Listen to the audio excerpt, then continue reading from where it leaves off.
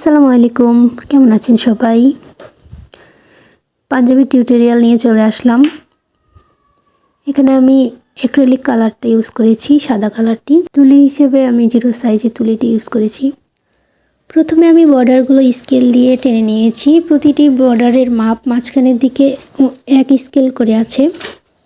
আর তারপরে আমি পেন্সিল দিয়ে ডিজাইনটি এঁকে নিয়েছি, নিচের ডিজাইনটি। এখন আমি যেটা আঁকছি, এই পাঞ্জাবির হাতার মধ্যেও আমি কাজ করেছি, সেটা অন্য আরেকটি ভিডিওতে দেওয়া আছে।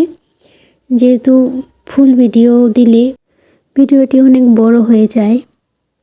আসলে শাড়িতে বা জামা পাঞ্জাবিতে হ্যান্ড পেইন্ট করতে গেলে যে আপনাকে আগে শেখা লাগবে সেটা কিছু না।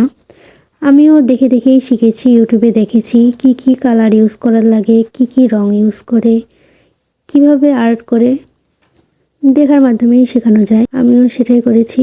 তো এখানে আমি এই প্রথমে যে ডিজাইনগুলো করেছিলাম সেটা আমি পেন্সিল দিয়ে এঁকে নিয়েছিলাম। এরপরে ডিজাইনগুলো আমি হাত দিয়েই করে নিয়েছি, এঁকে নেওয়া লাগেনি। আমি যে খুব ভালো পেইন্ট করতে পারি সেটাও না। অনেকেই আছেন আমার থেকে অনেক ভালো করে শাড়ি পাঞ্জাবিতে হ্যান্ড পেইন্ট করে থাকেন। তারা যদি আমার ভিডিওটি দেখে থাকেন এবং যদি কোনো ভুল পেয়ে থাকেন, অবশ্যই আমাকে জানাবেন, যেন আমি ভুলটি ধরে আবার ভালো করে আঁকতে পারি। আর আমার পাঞ্জাবির ডিজাইনটি কেমন হয়েছে অবশ্যই কমেন্ট করে জানাবেন। পারলে যে কেউ কাস্টমাইজও করে নিতে পারেন। ভালো থাকবেন সবাই। আল্লাহ হাফেজ।